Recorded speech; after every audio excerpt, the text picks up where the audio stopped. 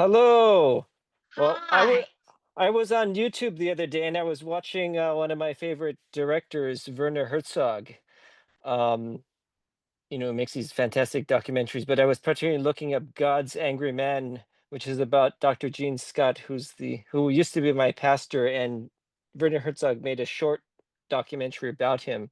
And then you had brought up something to the fact that what about documentaries or movies where the interviewer plays either a lead role in it or plays Here's a the big difference role. between an interview film and a documentary. Is that an interview film is different. It doesn't have as much commercial appeal as a documentary. Like something like when you watch a documentary about nature, people will love it and they won't need an interviewer. But a subject that's hard to understand, like voting, fast food, is a kind of thing that has an interviewer because it's hard to understand. I pay attention because I had trouble not seeing anybody in documentaries for three different reasons: from watching Little Mermaid and having Ariel lose her voice, and also having language processing problems, like when I was talking on the phone, and also when I watched nonfiction films in school, and then I had ones of hosts and then didn't have ones of hosts.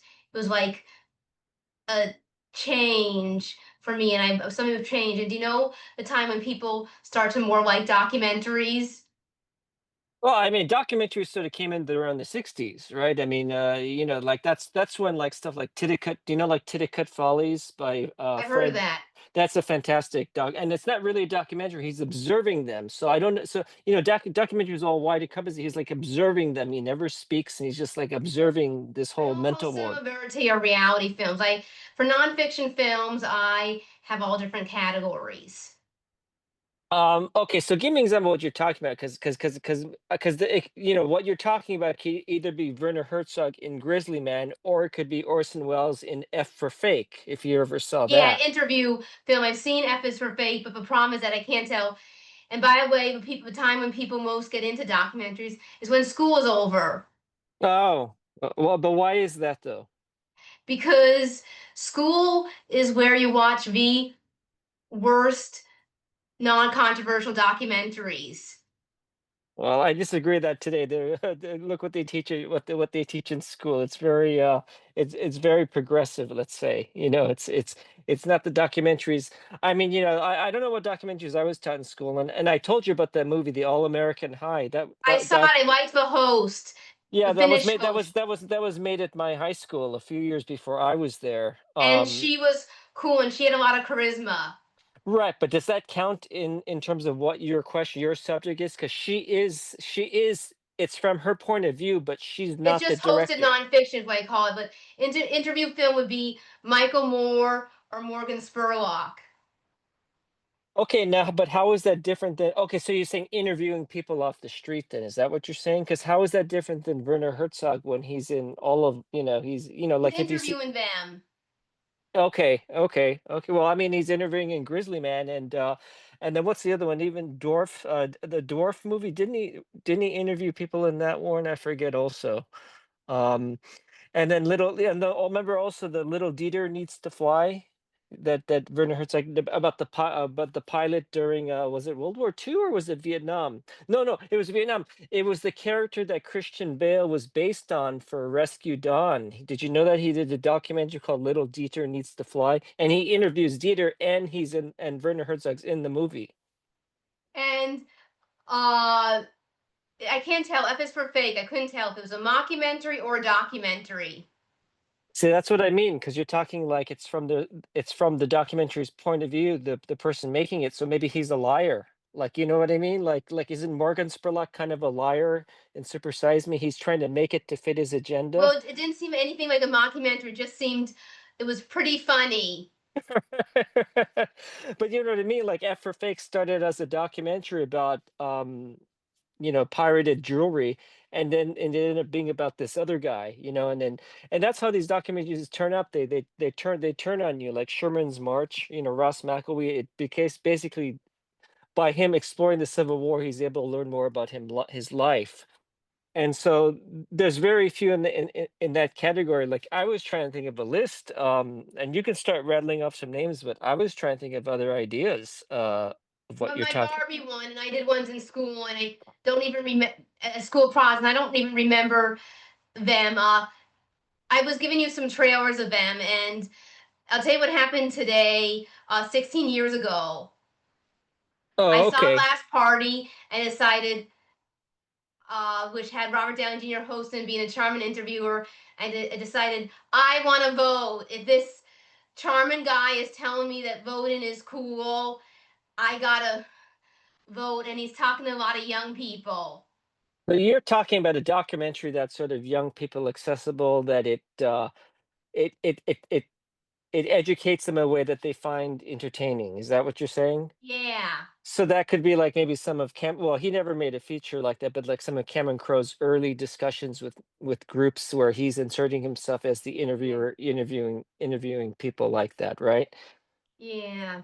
Well then, well, there's a mockumentary called Take the Money and Run, which is like that. Have you seen that with Woody Allen? Yes, I love Woody Allen. And that's a fake mockumentary, and Woody's behind the camera asking the questions. He's supposed to be the interviewer, but he's also, interviewing about this criminal played by him, but it's dual. So that's a mockumentary, um, you know, in itself. So yeah, I don't know what else. I guess that's the program. No, I don't know. Go ahead, keep. It's a term I've had ever since I watched Roger and Me. Okay. Well, how about Hearts of Darkness? How do you feel of that? The making of Apocalypse Now, made by his wife, Ella. Was his wife interviewing, or was she just narrating? That's a good question. You're right. I think she's narrating mostly in that movie. I don't remember if she interviews other people on that. Uh, yeah. What I more? don't really know where to put those because I couldn't tell if it was just a promo film or it was just more expanded. Yeah. Well, like anytime any a film fits into the category that you're saying, it tends to be the agenda of the interview. Like, for example, Errol Morris wanted the guy to be released, so he made the movie, put himself in it, and he manipulated in such a way to fit his agenda. So is that really like is that really considered a documentary, or is a documentary more of an observation as opposed to something that's subjective? We'll For interview somebody's point of view, but it just seems different when they're nice. Like when I'm interviewing people about Barbie, I'm trying to be as nice as possible, but I have some kind of rules of what not to talk about. Like I wanted to be PG because of the subject matter. And let me ask you something. Why does the interviewer have to be in the movie, or in the piece, so to speak? How does that affect the outcome if the interviewer's in it? It makes it easier to understand for certain people like me. Ah. Warren, what do you think? What's an example? Like 9/11. Well, yeah, but that's Michael Moore, though. Yeah, I was trying to think something that Wim Wenders had done.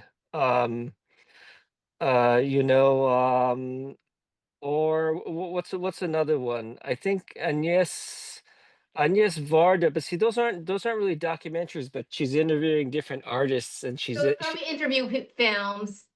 yeah, yeah. So I don't know. I mean, maybe it's just Michael Moore that's in your category, and to a certain extent, Errol Morris. I think Herzog very much so, because Herzog.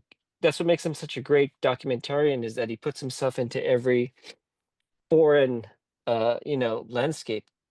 You- But here's what kind of interview films are neutral. Anyone that Keanu Reeves hosts because he has a lot of very neutral personality. I consider myself having more personality than him. Mm, mm, mm. Um, well, I don't know. There was an Iranian movie that was following. Gosh, and it was like I think this is a mockumentary, though. Well, no, actually, it was half true. Abbas Kiarostami, he won the Palme d'Or, I think, twice. He's a terrific Iranian director, but he made a movie about his friend Makhmalbaf, who's another filmmaker, great filmmaker.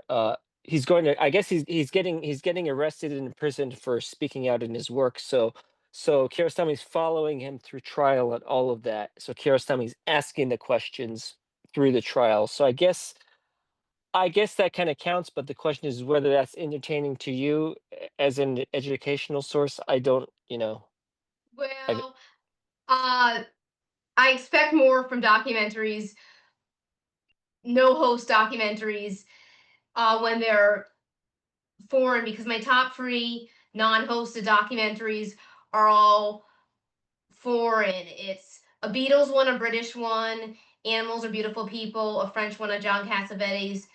They're my top three, and they're all foreign. Okay, so you mentioned Cassavetes. Here you go. Okay, well, actually, backtracking this, yeah, there were two things I want to talk about. So you realize there's a movie about the making of Fitzcarraldo called Burden of Dreams by Les Blank, and Yeah. yeah, and he's filming and interviewing Werner Herzog and Klaus Kinski during the On making of. camera. Well, that's the question. I'm trying to remember the movie now. If he's on camera. He was certainly asking questions. I haven't seen the movie in 30 years. Yeah. So that one, I guess nobody knows that one. Okay, and then Burden of Dreams. Yeah, and the Cassavetes. There's a movie about the making of Love Streams, and it touches upon the rest of Cassavetes' life. It's called "I'm Almost Not I'm Crazy." really disappointed in it. I thought it was going to be like the French one, which was entertaining, and his personality reminds me of Quentin Tarantino.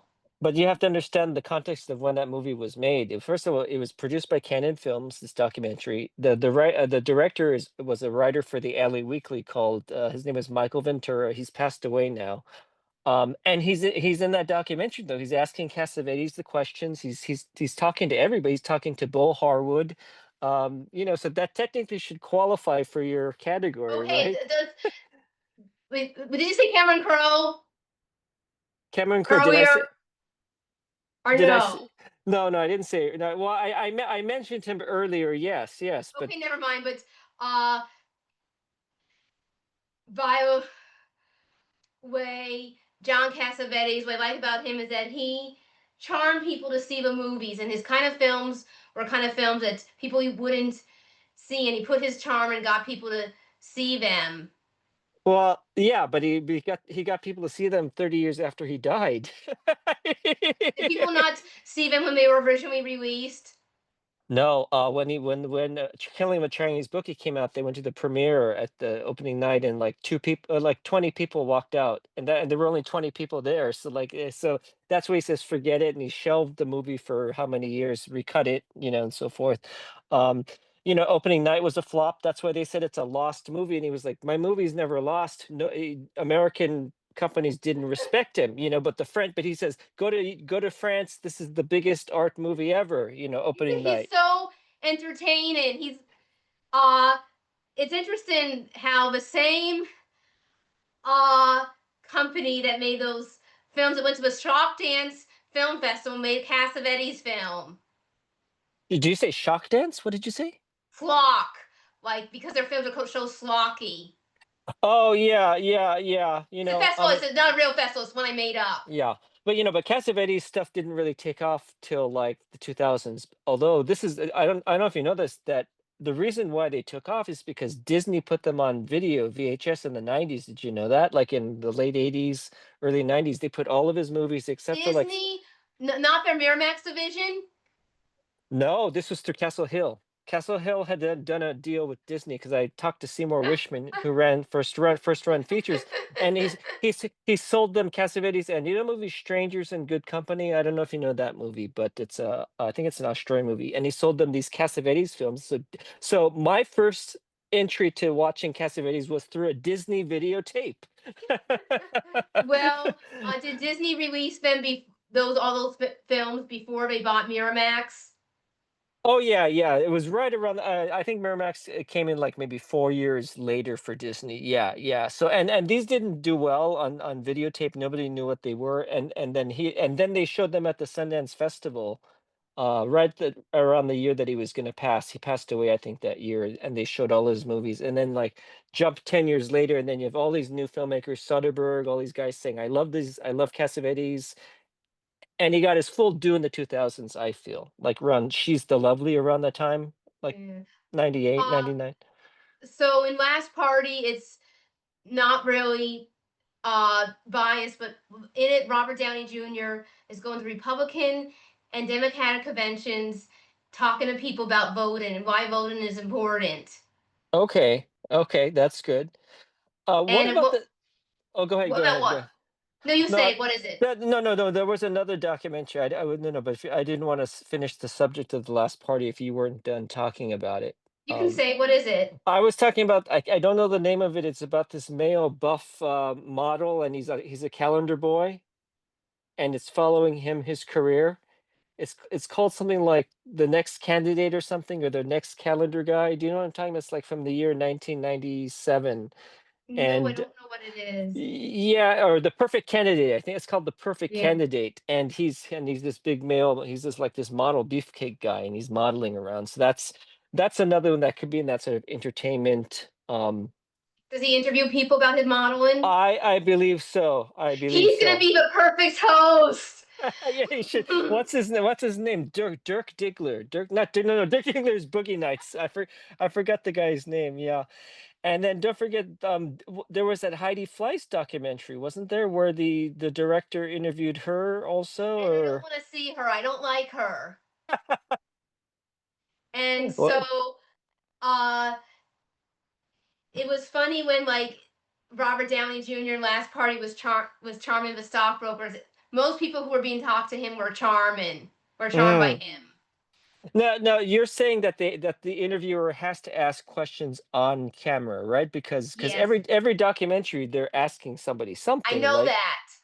Okay, because there's a great documentary called AK. I don't know if you've seen it, about the making of Ran Kurosawa, Okay. and it's directed by Chris Marker, who did La Jetée, the great French short film, which is all stills. And this one you never hear the interviewer, but it's about Kurosawa's process of making the movie.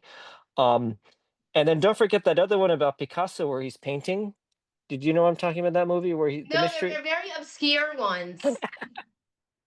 And this is probably why I haven't heard of Last Party. Around the time I watched it, it was 2009, and it was a year after Robert Downey Jr. was in Iron Man. Okay, okay.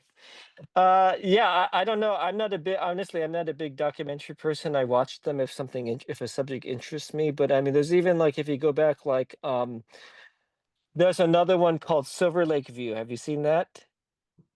It's What is it's it? it's the first documentary, well, it's one of the first documentaries to deal with AIDS. So literally the subject is dying while during the Mm, process of the documentary, and the interviewer is present following everywhere. I forget who directed it, but he's following it everywhere, you and know. there's one scene where Robert Downey Jr. is bored, so he goes in the fountain and then he sits down shirtless with his nice body, and then he has because he has nobody to talk to, and then a kid comes up with a fortune and gives him a fortune cookie and says, "Hey, you look kind of stupid." Then he charmed a kid. Was that planned or set up? I don't know. It's hard to tell. Um, well, can I ask you what is the fascination with this subject, with having an interviewer ask questions on camera versus learning about this? Like, I mean, what if the interviewer looks like me? I don't look like I'm not a muscular guy. So how is that going to make it more interesting? Like if I'm on camera asking people about food or wine, you know? Well, here's somebody who wasn't the most attractive person. A guy from Letterman who did an interview film about industrial musicals, but he was pretty entertaining. Who was Steve that? Young. Oh, okay, okay. Yeah, like I said, documentary takes a full form. Like, well, how do you classify like Baraka? Do you know Baraka, or do you know like Koya Naskatsi? Like, It's called more experimental. They're okay, hard to describe. but they're talking about the world, so isn't that some form of a documentary? Because Koya Naskatsi is showing about overpopulation, over industrialization, Yeah, over but technology. the the interviewer helps people like me who have trouble understand it, and also what it teaches me about human interactions in a different way. Like when I film myself interviewing people, I'm more learned about human interactions. Mm-mm. Well, I mean, I think a good example is you may disagree. Is My Best Fiend again by Herzog, but it's about his 20-year or his 10, 12 year relationship with Werner, with Klaus Kinski, and Herzog talks through the whole movie about his life with him, how they fought, how they made movies together, and that really brings you into the subject of Klaus Kinski. If I ever saw a very personal documentary, like that, and then you have the genocidal documentaries, right, about the Holocaust, right, and that very much like Marcel Ophuls, not Ophuls, oh my gosh, who did star in The Pity, Warren? But then you have Claude. Marcel Right? Yeah, Marcel. What's his name? Marcel what? Oh something. Yeah, and then you also have Claude Lanzmann who did Shoah, right? And he's very much a part of that, interviewing all of the survivors from the different camps. And that you learn more, you gain more insight as well.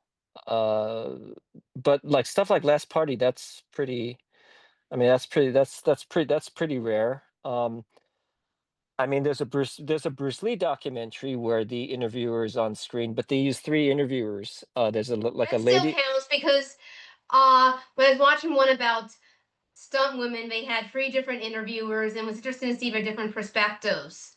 Oh, okay. Yeah, this one had like three. One's a female, two are males, and they're interviewing the cast that worked with Bruce Lee, and they're saying, "What did you think?" And they're actually on screen, like saying, "What did you think about this? What was he like?" I guess that could qualify. If that one's called Bruce Lee the Legend. It came out like in 1978, I think, or 79, something like that. Yeah. But what's fun for me about interview films is seeing how people react towards the people, You mean this, how they react to the subject or to the how a interviewer? subject relates to the interviewer. Okay. See, I like it because what if the interviewer is psycho? Like, what if I'm the interviewer and I'm psycho because then like then you're not then you don't know what the reality is of the subject. Like, I could make Warren look like a mass murderer the way I do the way I could depict him in a documentary. I could This is what lie. was I could funny lie. about uh Super Size Me and Roger and Me, the big one, Bowling for Columbine, is how Oh yeah. exaggerated they were. Right, right. Um, I didn't want to give too much, although the filmmakers are friends of mine, but the subject I don't like. There's a movie called Deconstructing Dunning, and it's about a homeless actor who has survived over the years in LA by ripping people off and lying and being a criminal. Um, alleged. Okay, in all fairness, although I did have him arrested on the set of Samurai Cop 2, but this movie is called Deconstructing Dunning, and I'm in it as I'm being interviewed, and you do hear the directors Tracy Tufts and Steve Kateni offset asking questions, and it's one of those cases where they're moving it around where they're making him appear more like an ugly man than he really is. You know what I mean? Like they're making claims that he ripped off all of this stuff than he really did. You know what I mean? So you gotta be careful if people like you are saying this is the gospel, because what if the interviewer is lying, you know? Like, I don't know if you read Catcher in the Rye, or Yes, as I I did. I didn't like reading it. okay, but see, you can't trust the interviewer. You can't trust the character because he's lying, you know? Yeah. I try to be as sweet as possible in the my Barbie movie, and to just talk about how great Barbies are. Well, that's pop culture. So you sit down and then you say Barbie's the conduit that connects everybody in this world together, right? So I can understand that. There's and there wouldn't. I mean, there could be some controversy in terms of race, because I think Barbie hasn't done a fair share of making like an Asian Barbie or black Barbies too much, or I feel like there was Hispanic enough or of that. We don't want to get into that. It's just yeah, I know. uh, I want to make it very family oriented. Yeah, I know. I like the idea, certainly. Yeah. And so, one part of a voting thing with Robert Downey Jr. is he goes to Charlie Chaplin's studios. On the which became Jim Henson Studio. Yeah. Yeah. Oh, okay. Good that you mentioned Chaplin because there's that documentary by Kevin Brownlow called The Unknown Chaplain, and Walter Matthau is the interviewer. Did you ever see that? And Walter Matthau is on screen interviewing Oh, Chap interviewing I thought. Chaplin. Oh, I think I've heard of it because a friend's father-in-law did research for Hollywood. So Okay, I okay. Actually, I could remember. Wait, this is a Brownlow one. It's not Unload. Brownlow did two Chaplin documentaries. One, Walter Matthau is the lead, and he takes a Chaplin to lunch. He talks to him. So I guess you could say that could qualify, and it's a very good documentary. You know. because it's foreign, I just feel I just have higher expectations of foreign ones for some reason. Isn't that crazy that it took a Britishman to rescue the American silent movie library, basically? Like that's just crazy that the and I think some of those fires were set up. I'm just saying alleged fire, like that destroyed half of our, that like what 25% or no half of silent movies don't exist anymore because they went on fire. Wow. So how many percent of silent bear movies don't exist? Yeah, that's true. Did D.W. Griffith ever do a bear movie? I don't know. Did you like the bear in Chaplin's The Gold Rush? Because remember he gets chased by a bear. I just saw Modern Times in school. I from seeing clips of Chaplin, I thought he was really charming, and I thought Robert Downey Jr. before I knew about him from Ally McBeal was like Chaplin.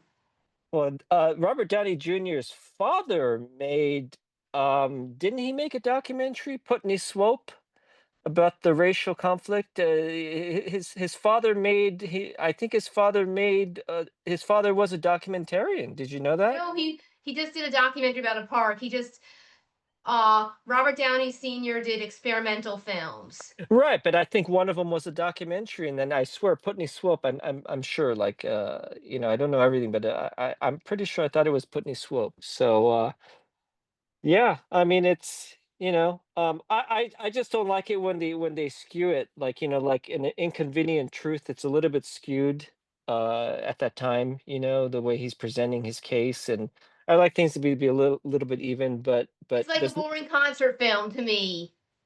well, kind of, well, you said it. But I want things to be fair, and nothing comes, and then even if you talk to somebody, five people about the same event in a documentary, all five people will give you a different story, which is good, you know. So let the subject speak, and then you'll see that there is no truth because the truth is within the five That's people. what I learned when I was doing a a school project. I just had all different stuff, and I forget what I was even talking about. How big was Robert Downey Sr. compared to like John Cassavetes, Dennis Hopper? Well, they were all kind of in that same game because there's the guy who did also oh gosh, I'm pulling up names and I forget. Haskell Wexler did a movie called Medium. Was it Medium Cool? Medium Cool. That was Yeah. about, yeah. So that was they were all part of that circle. But I would say, well, I mean, don't forget, Cassavetes was first and foremost an actor, and he was a famous actor. I mean, he was like, I mean, he was sort of like the George Clooney of the day, I guess you could say. So he was known, but as a filmmaker, no, he wasn't known except for Faces because he that was nominated for an Oscar. But then they somebody had told me a story, like they were like the industry would be like, oh, not another Cassavetes movie coming out. We got and that's the same thing I heard about Henry Jaglom. They were saying, oh no, there's another Henry Jaglom movie coming out. R.I.P. Mr. Jaglom. I love your work. Okay, I did I not say like that. Sid and Ducks, and I like just 45 minutes from Broadway. I wish I could tell Henry Jackman that Judd Nelson's character in 45 Minutes of Broadway is one of the coolest characters in an American non-commercial feature film, and one of the only characters in a non-commercial American feature film that's like me. Are you sure that's the title of the movie? I thought it was called Hollywood Dreams or something. So Yeah. just 45 Minutes of Broadway, where Okay, I don't know that one. it's but where a girl was and a blonde with some blonde girl was bringing her fiance home to meet her family, and he couldn't believe how over the top they were. Kind of remind me of My Big Fat Greek Wedding. Okay, so this is like the later part of his career then, right? This is not like Always There's Someone to Love and New Year's Yeah. Day. Because I like those really always like yeah, and Venice Venice. I like those movies. Those are to me they're really good. And but you don't really appreciate them until you talk to him and you talk to Hanania Bear, his cameraman, about how they made them, and then you get an appreciation of how those movies work. I'm But just not into mumblecore. Even documentaries are more appealing than mumblecore. They're just mumblecore is hard to understand, and I like something that's like Woody Allen. you like Woody Allen. Yeah. Yeah, I do. I do. I think Stardust Memory is a fantastic movie until it gets to did I mention this to you before on a show that like that year or 79, 1980, there are two movies that blatantly say, "Hey, I'm inspired by Fellini's Eight and a Half." There are two movies, 1979 and 1980. Do you know the two movies? And I just named one of them. But All like that you watch jazz. yeah, there you go. So you watch them and they're exactly like, yes, he's saying, I love eight and a half. Look at me, I like eight and a half. And yeah, exactly. Exactly. Those two. And I was like, what happened in those years? Did eight and a half just get seen for the first time all of a sudden in 1978 or what like what? Well, they were young when Eight and a Half came out, and then they got their chance to make it. So, and a fun interview film is Bathtubs Over Broadway because it's something that not too many people know about. It's about industrial musicals. Do you know what they Oh, are? no. Industrial musical would be uh Like Les John Deere Miserables. tractor, they want to advertise their product. So what they do is they make a musical to advertise a product. So would that be like Wicked then? No, because it's just Wicked is just a story they have. Like they're industrial companies. They want to advertise their product at shareholders meetings, so they show those musicals. Oh, then I have no clue what that would be. Annie. No, I don't know. I don't And know I what was it is. laughing really hard because they're pretty bad. And a lot of people like Martin Short, they got their start in industrial musicals. Okay. Well, not only industrial musicals, but anything on Broadway. A lot of these classical actors uh, came from. They're Yeah. before Broadway. It's people that aren't experienced enough to be on Broadway. How do you feel then about? I'm not. I don't know quite how I feel about it. I know how I feel about her because I love her music. But how do you feel about Truth or Dare then, Madonna? That documentary. How do you feel about that? I couldn't get into it. I couldn't tell what it was. Because he's the director, Alec Kashishian. He's in the movie. He's interviewing her and he's hanging out with her. He's very much, and in fact, she ended up being with him for years after that movie was done. So I was just curious what you thought, because so I that, and didn't know it was in it. She was being very annoying, and I really love Madonna. She's my favorite female singer. well, at least he wasn't afraid to leave stuff in, and she probably said that was fine. But like, she insults Kevin Costner in the movie, and he let that stay in. So he shows a lot of her behind the scenes antics. I thought it was just a great way to see her on the big screen because I'd never been to a Madonna concert. I still haven't been, so it's like that's the closest I got to seeing Papa Dome I preach. I regret not being at concerts, especially since a lot of the creative people who make movies come from a music industry. Um, Well, yeah, that makes a lot of sense, especially in that period. Now you don't see people coming from the music industry so much, but a lot of them, like even the Weinsteins, came from the music industry. They were rock promoters. They had all the big bands come through. That's how they had all these contacts to do soundtracks and make movies, because naturally music people have movie contacts and vice versa. That's why So they have good music. Like, why is it that when music people make movies, they do better than when TV movie try to make theatrical films? are you sure that's accurate?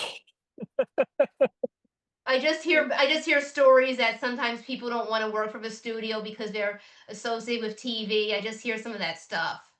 Well, he's a good director, but I'm so bad at names. American History X. He was a music video director, right? And he Oh, and he went off to do films successfully. David not to, Fincher. David I'm not Fincher. talking about music video directors. I'm more talking about the more of a producers. Oh, I have no idea because I don't know. My history on that doesn't go back. I mean, Barry Gordy made Mahogany. That was a flop. So and it had one of the best songs of all time with Diana Ross. So that was a flop. I don't know who else is a music producer that started making movies. I mean, Casablanca produced. What did Casablanca do? Thank God It's Friday, Warren. I don't remember. One of the Beastie Boys, he had his own company. Oh, Oscilloscope.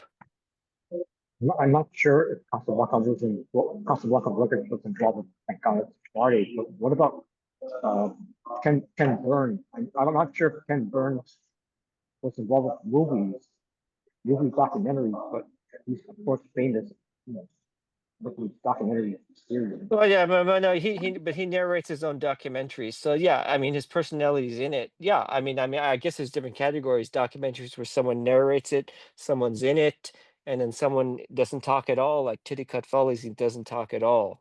Just observes. Here's a Um, music person that's successful in movies. David Geffen. yeah, Geffen, I could see that. Yeah, yeah, I definitely, love Little Shop definitely. of Horrors. Yeah, yeah, definitely, definitely. Well, I mean, Risky Business. Yeah, I love that. I love the scene when he was dancing. Yeah, and then Beetlejuice. Geffen did Beetlejuice. The I'll tell you you know what's the funny. When you brought up Sundance, I thought of that film that one of the Sundance founders produced with Sylvia Sidney called The Witch and a Ben Wagner. I don't know that one. What year is that from? 1990, but IMDb Uh says 1987. It's very slow. It was you don't know about it because it was shown on Disney Channel and Disney didn't make it. oh, okay, okay. Well, what's the other record producer or making movies? I'm trying to think. I mean, not that Jerry I'm big on. Weintraub. Oh, I didn't realize Weintraub did movies. Oh, hey, there you go, Mike Curb, right? Because Curb started making movies. Curb got heavily involved in Sex Lies and Videotape early on. Um, and I think Curb went on to do stuff like Circuitry Man, if I'm not mistaken. Oh no, that's IRS, Miles Copeland. Remember the police, the producer of the police. He Oh, made like Circuitry Man, Delusion with Jennifer Rubin. He made One False Move. Remember One False Move? So that was all I'm through not gonna see it. IRS. I was disappointed in Circusy Man, but it seemed like a cool idea. What are some films like Circusy Man? But that made money though as a video movie. It made a lot of money. And getting on that other talking about record moguls, Chris Blackwell from Island Records. He produced movies. Oh, And also he produced U2. He has U2, and he was producing movies. He had a company called Island Pictures, and they were distributors also. If I'm not mistaken, they put out Luc Besson's Subway, the movie Subway. They released it for the first time here in '85. So he got involved. Yeah, you're right. So you're onto something with these music people going into movies. oh, Irving Azoff. yeah, Oh, Fast Times at Ridgemont High. did Irving Azoff do that? I didn't realize that. Yeah, I'll tell you what's interesting. In the late 70s, you had uncreative government people funded non-commercial movies, and then later on, you started to get video people and music people, and now you have uncreative tech people. Uh, this is going to be seen on a tech device, but yeah, I mean, I'll agree. Look, anything that involved a personal relationship, you got better work. Now everyone's doing through a computer. Like, can you give me a movie that's horror that has 10 songs that's set in one house and it tells you? But at that time, you develop relationships. That's why the same record producers were with the bands for many years. Like particularly like George Martin with the Beatles for like 30 years, 40 years, right? 'Cause these relationships were crucial to, because I mean, I don't want to say by and large, but musicians are sort of crazy, right? So it takes a good person to like rein them in and say, let's perform and do business, and you know. I Oh, think when Cameron Crowe, the Rolling Stones produced. They did El Topo. Holy Oh, Mountain. Oh, Holy Mountain. Hodorowski. Yeah, the Rolling Stones did that. Ah, uh, I think the musicians that weren't crazy were the ones that Cameron Crowe interviewed and Rolling Stone because it was young, let him be talk to ones that weren't crazy. well, I don't think the Eagles were crazy. The Beach Boys No. were, were certainly not, not crazy. Um, I don't call most rockers, they don't seem crazy. I think rockers are cool. yeah, yeah. But so the Rolling Stones got roll, and then don't forget George Harrison had made films, did Time Bandits, uh, Monty Python. yeah, yeah, Monty Python, yeah, that's right, Life of Brian. So he got into that. And then did you know on I think it was on Holy Grail, who came with the in at the last money? Was it Keith Richards or Mick Jagger or somebody came in at the last money coming in for the Holy Grail? Monty And Python. did one of my favorite films, which was Monty Python Live at the Hollywood Bowl. Oh, you like that? But that's not a movie, that's a documentary kind of, right? Just filming But them at the they're book. playing roles, so I still call it a movie because they're playing roles. Okay, I got you. I got you. Yeah, I think that's actually two concerts in one, isn't it? It's not one whole concert. They took it over 2 nights or something like that. Uh, and now let's talk about my favorite interview film is The Last Movie Stars. I don't know that. I show you a trailer. It's Paul Newman and Joanne Woodward. Oh, okay. Well, does it cover their whole life and career or what? Yeah, and Ethan Hawke is interviewing people. He's interviewing Paul Newman and not Paul Newman. He said, but Paul Newman and Joanne Woodward's kids. And the one that wasn't in it, Susan. She just died.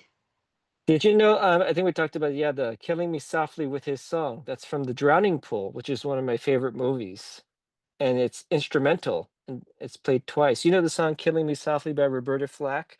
Yeah, it's a good Uh, song, but I liked other films written by the same guy who wrote it. I liked a film that he wrote called Pretty Poison. I liked Fathom, and I liked Flash Gordon. I liked films from that writer. well, Pretty Poison, isn't that the film with Anthony? What's his name? Anthony Anthony. Perkins. Yeah, yeah, right. It is right. Is that it or no? Am I thinking something Yes, it else? is. It is. Okay, good, good, good. Yeah, yeah. And Tuesday Weld, who's very underrated. The reason why people don't know about her films is was one of those people who could have been a big star, but she didn't want to be a big star. Well, I like her in Thief. Thief's a really good movie. That's a She's later charming in role. everything she's in, and I loved her in Heartbreak Hotel. Yeah. Here's the Didn't idea for a she show. co didn't she co-star in Author starring Al Pacino? Author, yeah, I don't like that movie. It's a more mainstream version of a TV movie, is how you describe it. Yeah, yeah, yeah.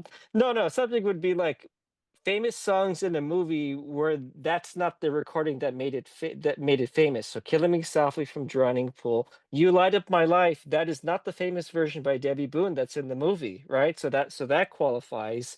You I Light of My guess Life was a bad movie. but I know we're not talking about. We're talking about like that version of the song is not the version that made it famous. But Also, if it gives me a Whale of a Tale connection because I learned about that song from a special that the Whale of a Tale person, William Shatner, hosted called One Hit Wonders.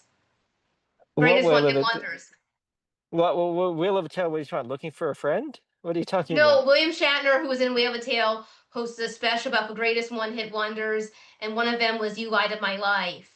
Oh, well, what's that song? Information Society. I like that. I forget that. That's a one hit wonder. And It then wasn't in it, but I just want to get back to last movie stars. So I'll tell you what's cool. Ethan Hawke liked how much I liked it, and he was so sweet enough to talk to me about Google Chat about his charm interviewing people. So he interviews the family members. He interviews uh the grandkids, and the grandkids come here, seem like they're more excited about talking to Ethan Hawke than talking about their own grandpa. It seems like they like his movies.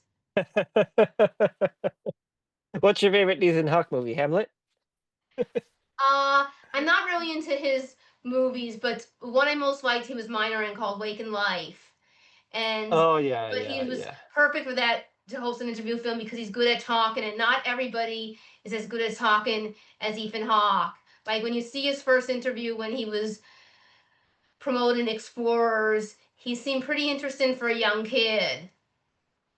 Well, I mean, look.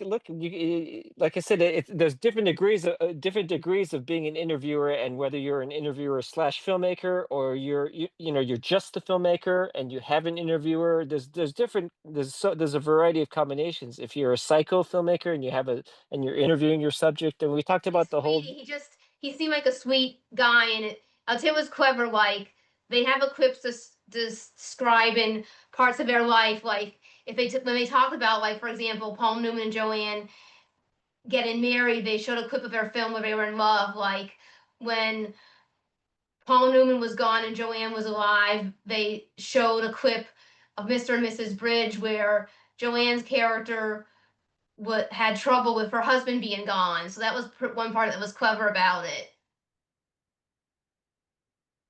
And then what did they do? How many films together did they do? I can't remember. I can't keep track of how Yeah, many they've done together. was he in Three Faces of Eve? I don't know. What's your No, favorite Newman? What's your favorite Newman salad dressing? Newman's Own. No, your favorite Newman's Own I popcorn. I don't know how many of Newman's own snacks I've had. I probably wouldn't know them as well if it wasn't for the food. I like some of the alphabet cookies. I like the chocolate cookies. I like the lemonades. I like pizza, but couldn't get into a Newman's own pizza. Oh, you better start collecting those. You better start collecting those bottles because I'm pretty sure they're going to be. I'm pretty sure Newman's Own might not be a thing in the future. So collect those bottles; they'll be collector's items. I mean, it's kind of sad to say that, of course, but it's crazy how things passes by, and then pretty soon Newman passes and we forget about it a month later, so then Newman's Own is going to be gone, and like so It was collect. very heartwarming to watch last when we started because Ethan Hawke was so sweet and he was interviewing his friends about the Newmans and they were having a lot of fun talking. He was Yeah. interviewing Sam Rockwell, Laura Linney, Billy Crudup, Josh Hamilton, some guy who I don't know his name, but he's been in Ethan Hawke's stuff, and they had a lot of fun talking about the Newmans. Did you ever see did you ever see the series by Ken something? It was called Hollywood Without Makeup, and he interviews like stars from the 50s and 60s, and he shows their home movies. Did you know what I'm talking about? I've seen part of it. Yeah, so he puts himself into it. He's not in every single clip, but he like he'll show like Cary Grant's home movies, I think I've Randolph seen some Scott. of it. I forget how much of it. Another one of my top interview films that I kind of liked, but I didn't trust the guy was My Date with Drew Oh, I know that because movie. Yeah, E.T. is my second favorite film, so it was fun to watch since I really love a lot of Drew Barrymore films. I didn't think the guy yeah. was mean, but I just didn't trust him where he could do anything to meet Drew Barrymore.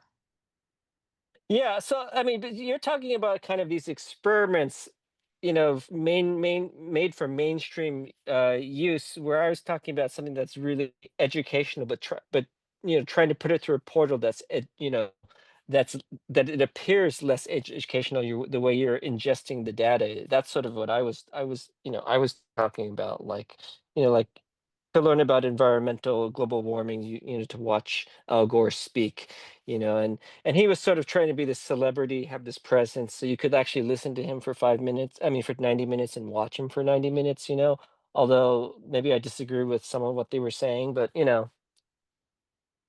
And it was fun because I like a lot of Drew Barrymore films. There are a lot of child actors who are good as kids, and they're disappointed in them as a grown up, or they're good as kids, but they retire. But Drew Barrymore is one of those who was good as a kid and also good as a grown up.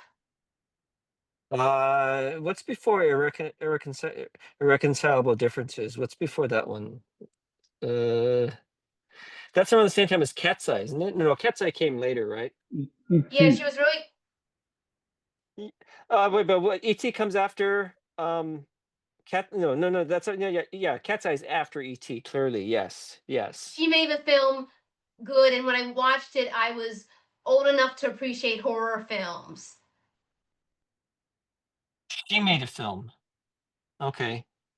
Firestarter really creeps me Oh out. yeah, yeah, yeah, yeah. Firestarter. Yeah, yeah. Stephen King. Stephen King. Yeah, yeah. And there's also stuff like Terror in the Isles. Remember that?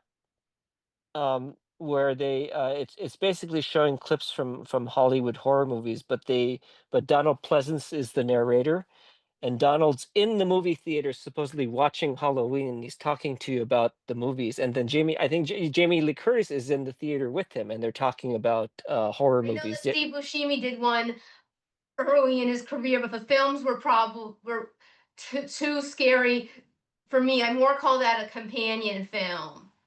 gotcha, gotcha. And um, another one that was kind of like My Date with Drew, but you more trusted the interviewer was the Bill Murray Experience.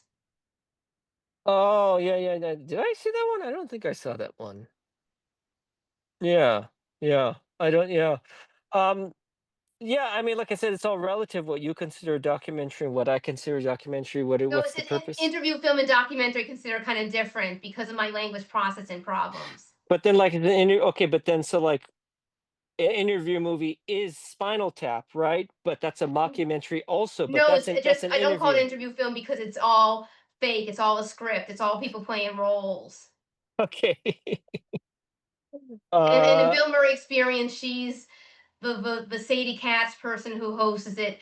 She appears a little bit nicer, and at one point she interviews Bill Murray's brother, and then she interviews the woman who was in Stripes, and they're having a nice time doing a nice female bond. And what about Lauren, what was that kung fu one that Stars produced with Bruce Lee? It was something about I can't Enter the remember. clones of Bruce.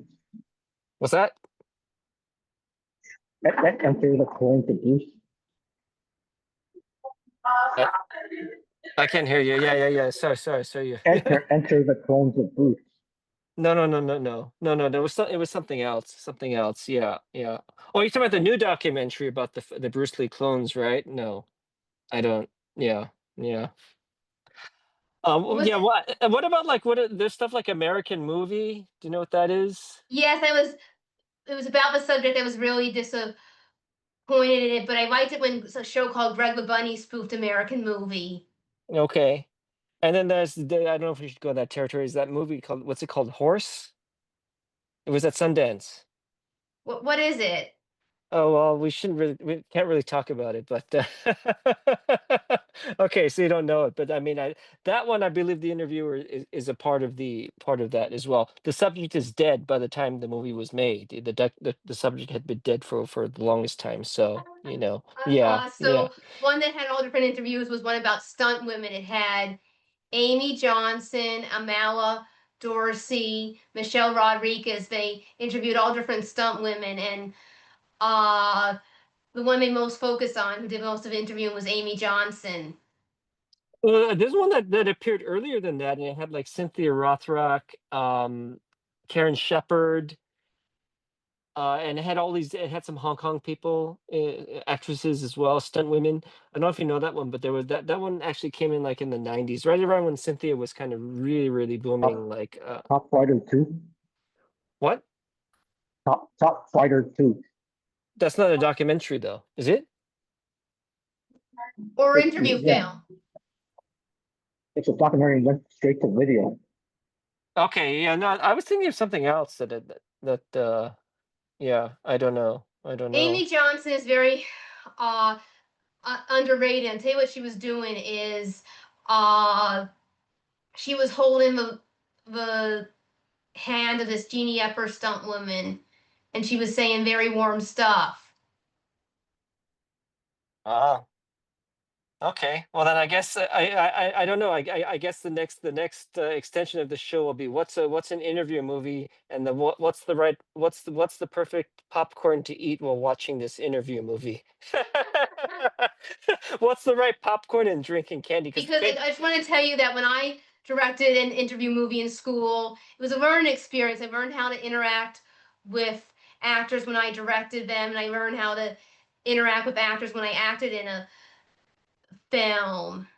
And this is why Cameron Crowe is really good, because he had to do an interview film at a young age, and it got him a chance to learn how to interact with the actors. I mean, if you could be a proponent for this, the problem is that a lot of platforms don't want to carry documentaries anymore, and so that's why they're just not being made. So if there's a way to make it seem like it's not a, like a documentary, like I even think like Into the Samurai about Samurai Cop 2, the movie that I did. Um, that's more of a it engages you a bit more. Well, it's just technically someone observing behind the scenes, but That's the why they're making more interview films because I think it helps people like me engage with the topic.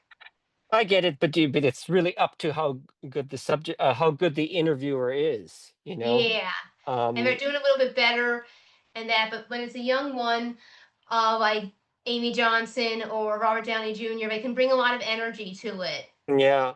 Oh, I put out years ago, 20 years ago, a movie called Roger and Me. No, Michael and Me. Do you know that movie? I think I've heard it. Oh, you put it out. I'm amazed. What was Michael and Me Yes. about? It was about this filmmaker who's stalking Michael Moore.